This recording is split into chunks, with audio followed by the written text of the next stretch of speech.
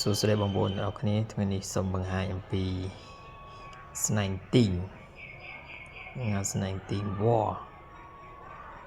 ប្រភេទស្នែងទីងនេះគឺសម្រាប់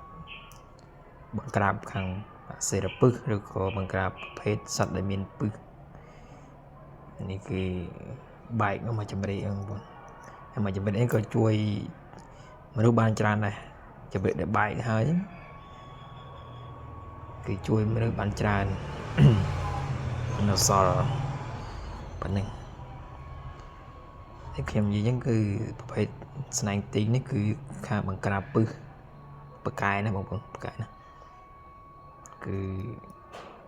ធ្លាប់សាកណាម្ចាស់ស្នែងគឺធ្លាប់សាកគឺលោកម្ចាស់បានប្រើត្រឹមតែមួយចម្រៀកហ្នឹងគឺជួយជីវិតជួយសង្គ្រោះគេបានច្រើនណាស់ទីនេះគឺចាស់ថាទីងវ៉ណាសត្វនេះគឺធំប្រហែលប៉ុណ្ណប្រើសហ្នឹងកុំធំជាងពពែហើយវាស៊ីសពុះស៊ីពុះស៊ីអីហ្នឹងហើយពកែខាងពឹសហ្នឹងគឺពកែអ្នកដែលគេចេះហ្នឹងគេចេះប្រើបងប្អូនចេះប្រើគឺប្រភេទរបស់កម្រដែរណាបងប្អូនណា